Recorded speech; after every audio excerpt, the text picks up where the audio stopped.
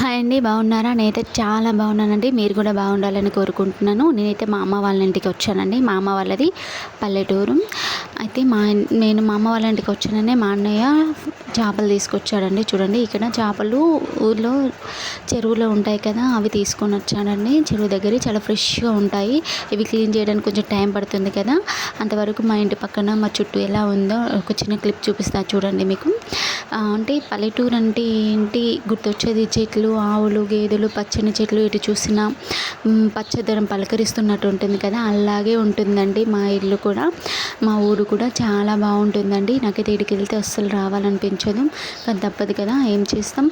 అంతే, ఇదేనండి మా ఇల్లు. మా ఇంటి పక్కన చెట్లు, ఆవులు, కోళ్ళు, కచ్చలం, గడ్డి మోపులు, వరి మోపులు, బావి, ఇట్లా మా ఇంట్లో అన్నీ ఉంటాయండి. చూడండి, చాలా బాగుంటుందండి. నేను ఇది లాంగ్ వీడియో కూడా పెడతాను, చూడండి, ఖచ్చితంగా లైక్ చేయండి ఫ్రెండ్స్. మా అన్నయ్య అయితే చేపలు క్లీన్ చేశాడు చూడండి. దీన్ని ఇప్పుడు మా అమ్మ వండుతుంది. చేపల పులుసు మా అమ్మ చాలా బాగుంటుంది. కొంతమంది కొన్ని చేస్తే ఎందుకు ఆ చేతిలో అట్లా చేస్తే చాలా టేస్ట్ మారిపోతుంది కదా, అద్భుతంగా ఉంటుంది కదా రుచి. అందులో ఒకటి మా అమ్మ చేపల పులుసు చేస్తే కూడా అంతే బాగుంటుందండి. నాకైతే చాలా బాగా నచ్చుతుంది మా అమ్మ చేపల పులుసు చేస్తే. అండ్ చూడండి, నా కోసం చేపల పులుసు చేస్తుంది. అండ్ దీని కాంబినేషన్గా నాకు పెసరగారెలు అంటే చాలా ఇష్టమని అమ్మ పెసరపప్పుతోటి గారెలు చేస్తుంది. అవి కూడా చాలా బాగుంటాయండి. మా అమ్మ అయితే ఏదైనా పచ్చళ్ళు కానీ ఇట్లా పప్పు గారెలు ఏమైనా చేస్తే దంచి చేస్తుందండి రోటిలో. చాలా బాగుంటాయి అట్లా చేస్తే, నాకైతే బాగా ఇష్టం. సో మా అమ్మ చేపల పులుసు ఇవి చేస్తుంది. మా అమ్మ వాళ్ళదైతే పల్లెటూరు అని చెప్పాను కదా, వాళ్ళు వ్యవసాయం చేసుకుంటారండి. మా నాన్న వ్యవసాయం చేస్తాడు. మా అమ్మ మా నాన్న ఇద్దరు మాకున్న భూమిలో కొంచెం పొలము, పత్తి, కొన్ని కూరగాయలు అట్లా పండించుకుంటారు.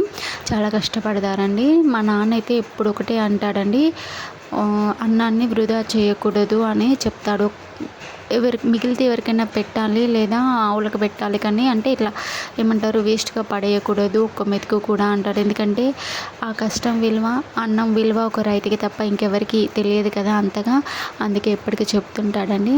అండ్ ముఖ్యంగా ఆడపిల్లలైతే ఏమంటాడంటే, వాళ్ళ కాళ్ళ మీద వాళ్ళే నిలబడాలి, వాళ్ళే సంపాదించుకోవాలి, ఇండిపెండెంట్గా ఉండాలి, వాళ్ళకంటూ ఒక ఐడెంటిటీ ఉండాలి అని చెప్తానండి ఎప్పుడైనా. మా నాన్న ధైర్యంగా ఉండాలి అని చెప్తాడు. సో అది కూడా చాలా నిజమే కదండి. నాకైతే ఆ మాటలు అయితే చాలా గుర్తుంటాయండి. చాలా బాగా చెప్తాడు. నాకైతే పల్లెటూరు అంటే అసలు ఊళ్ళల్లో అందరు ఎలా ఉంటారంటే, ఈవినింగ్ అయ్యే వరకు, మార్నింగ్ పొద్దున పని చేసుకొని పళ్ళకి అటు వెళ్తారు కదా, వెళ్ళేసి వచ్చి మార్నింగ్ అయిపోయాక ఈవినింగ్ అంత పని తీరాక తినేసి ఒక్కొక్కడ కూర్చుంటారండి. ఒక్కొక్కడ కూర్చొని అందరూ ముచ్చట్లు పెట్టుకుంటారు. చాలా బాగుంటుందండి. వాతావరణమే చాలా బాగా అనిపిస్తుంది. చల్లటి వాతావరణం ఉంటుంది పల్లెటూరులో. అండ్ అక్కడ ఉన్న వాళ్ళందరూ ఆప్యాయతంగా వాళ్ళ వరుసలు పెట్టి పిలుచుకుంటారు అందరూ. ఆ పెద్దమ్మ, చిన్నమ్మ, అత్తమ్మ, ఇట్లా చాలా బాగా అనిపిస్తుందండి ఊర్లో అయితే. నాకైతే బాగుంటుంది కూడా.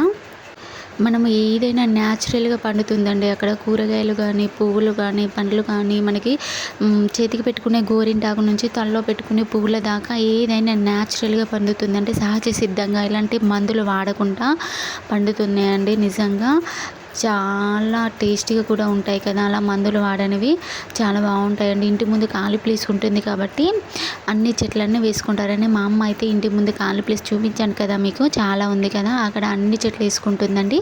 నేను అది ఇంకో వీడియో తీశానండి. మా ఇంటి పక్కన చెట్లు ఏమున్నాయి, ఏం కూరగాయలు పండుతున్నాయి, ఎలా ఉంటుంది వాతావరణం అనేది నేను ఇంకో వీడియో తీశానండి. ఆ వీడియో మీకు అప్లోడ్ చేస్తాను. దీని తర్వాత ఖచ్చితంగా దాన్ని కూడా చూడండి, లైక్ చేయండి. ఇప్పుడైతే చూడండి, మా అమ్మ నా కోసం గారెలు కూడా చేసింది కదా. చూడండి, పెసర గారెలు చాలా టేస్టీగా అనిపిస్తాయండి. నాకు ఎందుకో బాగుంటాయి. చేపల పులుసు, పెసర గారెలు అంతే అండి, చాలా బాగుంటాయి. నాకైతే చాలా ఇష్టం. ఈ వీడియో నచ్చితే లైక్ చేయండి, సబ్స్క్రైబ్ చేయండి. మరిన్ని వీడియోల కోసం నా ఛానల్